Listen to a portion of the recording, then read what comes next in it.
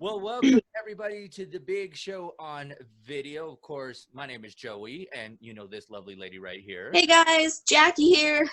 Today is a very special day. Of course, today is our Feeding America Radio Emergency Radiothon that we have going on today. And one guest that I'm glad we were able to, have with us today.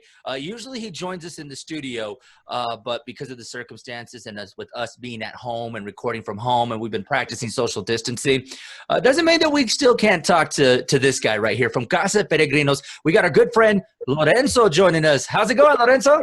It's going well. We're just, busy as can be over here, taking care of people, taking care of the community, getting food out to the community, not only here in Las Cruces, but all over the county. So we've been pretty busy since this whole COVID-19 crisis began. We were very prepared for it. So thank God that we were able to make some modifications to our operation and our staff is in place.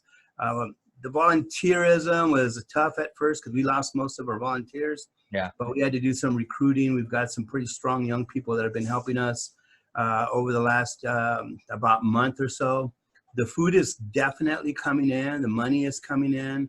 We're doing well. I mean, thank God. I mean, I think this community always steps up to take care of its own. And that's one thing I can honestly say. And I always tell you guys that I love living here. And the biggest reason is because of the generosity and the kindness that is here in our community. Everybody always seems to step up to lift the other up. And that's just one of the things that makes my job a lot easier. It's easy to talk about our mission to people, feeding the hungry. And it's an important mission, I feel, in our community, especially with the poverty levels where they are in our community. It's always important to make sure that they have a safety net when it comes to food insecurity. Now, go ahead, Jackie. Sorry. Did you see that when everything changed with this whole COVID-19, did things get a little harder at Casa De Peregrinos? You know what? I think the surprising part for us initially was that there was a lot of families, clients that had not come to see us in over 2 or 3 years because, they had gotten through their difficult times. And then they started coming back. We had them in our database, and when they would come in, I was like, oh my gosh, they haven't been here in forever. That's the very first thing our staff noticed. It was heartbreaking for us because we work really hard on making sure that our program does work. But that was a telltale sign that we're in for it for the rest of the year. I think we're going to have to be very well prepared for this for us to go on for the rest of the year. Even when we get through this, I firmly believe that we're going to still see quite a few more people coming back to our pantries throughout the county. So initially, no, Jackie, but those are the kind of things we've been seeing. The numbers have been climbing mostly in the rural pantries. Those numbers have climbed almost 35%, which is just incredible. A lot of new families coming in here in Las Cruces that we had never seen. So a lot of that we attribute to the layoffs. People that, maybe work in restaurants or work in other service areas where their businesses were closed down. Those are the kind of people that have been coming to see us. They're so awesome. They're all complying with our policies and our new operations, and everybody's just been very good about it. We're able to give them quite a bit of food right now, so it's just an incredible feeling for them. They're overwhelmed when they see a full cart full of food that they get to take home to their family. It's an amazing thing to see.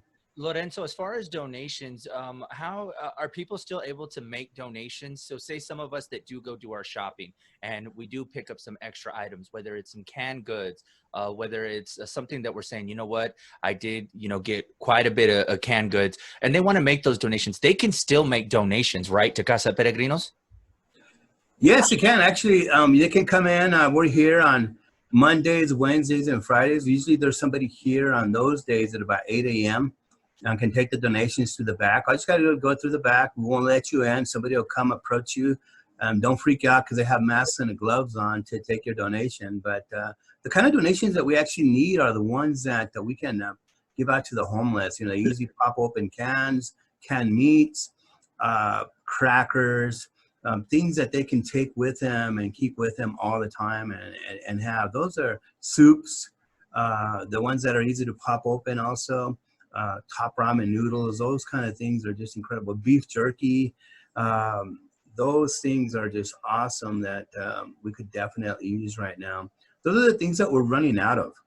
a lot sooner than normal. And those are the things that we can need help with. But also don't forget that it's just real easy to go online, do a monetary donation. You could do that from the comfort of your home while you're in isolation like the rest of us. And make your donation from there. There's a couple of programs that are on there on the website. One, there's a donate button right on the top right-hand side. You can make a donation there, or the very first thing you're going to see is Hunger Knows No Distancing initiative that we have. All I got to do is click on the image, and it'll take you to a donation page also. Our goal is to make $20,000 on that one. We also have the 20 for 20, if you scroll down a little bit lower. And then also on our Facebook, we have a donation page there, and you can just click on that, and it'll make your donation there. It's been overwhelmingly just incredible to see the donations that have been coming in monetarily, whether it's a $5 donation or a $2,500 donation. It's been super awesome. Here's the cool part. People are donating their stimulus checks to us. That's cool.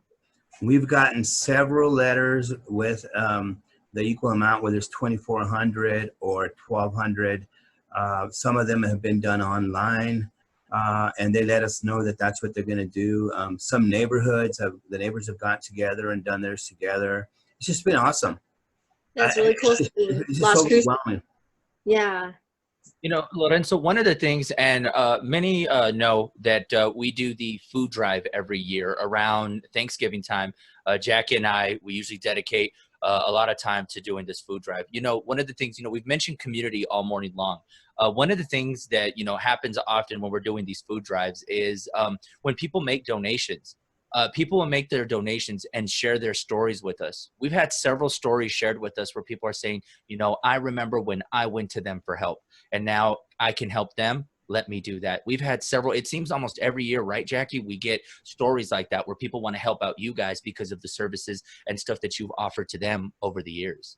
It seems like you guys have this never-ending circle of just like, you know, love, which is cool. That means they got a good experience from you guys, so they want to continue it, which is really cool about Casa De Peregrinos. Well, I think that's, you know, it would be great to be able to say, yes, we did this, but you got to remember this has been going on for 40 years. You know, so the people before us that were here with this mission, they were doing the same incredible work. They were getting the same incredible message out to everybody, and just really, really making this community feel like, hey, you know what? We have somebody that we can go to. They're going to lift us up. They're going to help us through this. That's such an important thing, you know, and if we can continue that message all the time, this is just going to turn into something incredible. Lorenzo, you have many partners that help you guys, many within the community. There's a lot of people that lend their efforts to helping out Casa De Peregrinos, right? Yes, I want to really right now, I can't really say enough about how the city of Las Cruces has really come out and really, really vamped up the partnership. It's incredible what we do with them. The county as well, Doña Ana County, you know, they help us in the rural communities. Just incredible work, just incredible what happens there. But with that being said, I want to also mention a few of our big business partners, like Roadrunner Food Bank. They're in Albuquerque, but man, we can't do our work without them. You know, they're definitely part of the Feeding America family, and as we are, and it's just an incredible situation that happens with that. The other partners are Western Sky Community Care.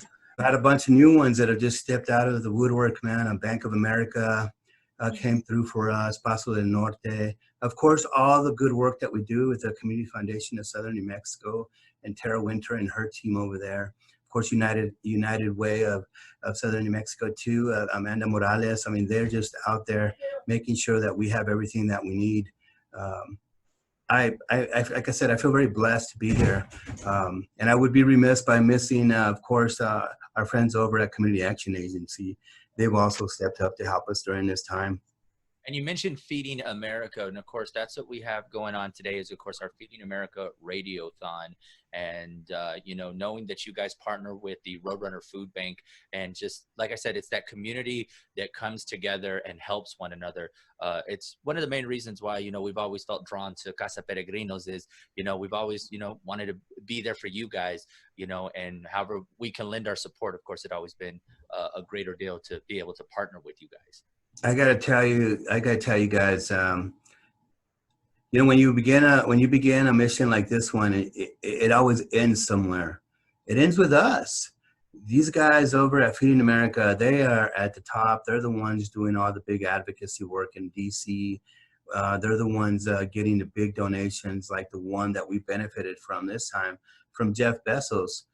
We were able to get some of that funding during this time through the food bank because of what work Feeding America did with Jeff Bezos to get those. I think it was $10 million or something ridiculous like that, that he donated specifically for this crisis.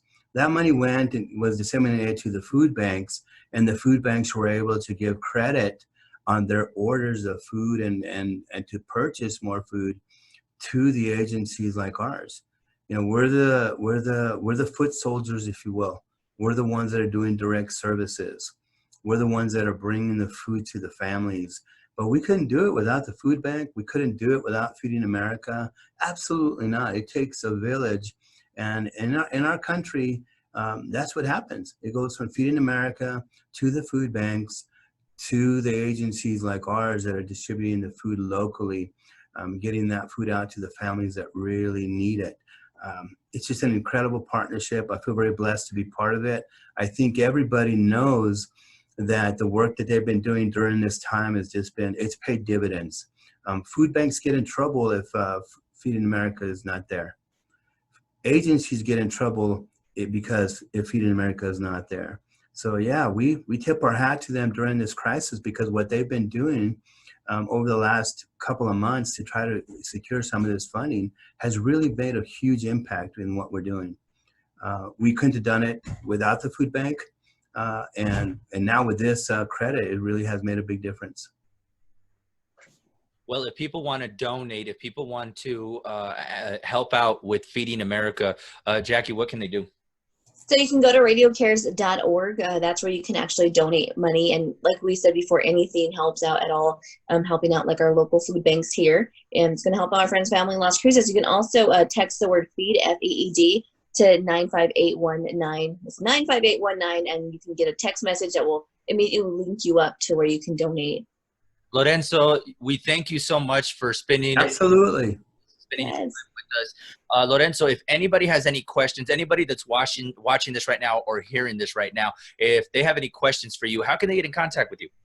Well, they can absolutely send us a message on one of the social networks, and we'll definitely reply. Usually it's myself and a couple of my staff members that are replying to those messages. You can also email us at cdplascruces@gmail.com, or you can call us here at 575-523-5542, or go to our website at www.casadeperegrinos.org and take a look at what we're doing, take a look at how we're impacting the communities that we serve. Lorenzo, once again, thank you so much for joining us. And My pleasure. Thank you. Look forward to when all this is said and done, that we can have this interview in the studio and all be together in this. Right. So, we can make Ernesto buy us a beer at the brewery. Hey, with that. And we got to make sure that the next time we see you, that we got one of these for you, because we're partnered up with you guys just as well. So we want to make sure that we get some shirts for you and your staff. So once again, Lorenzo, thank you so much for all that you do. And thank you guys. Okay, I appreciate all the work you guys do and all the advocacy you do for us. Okay, thank you.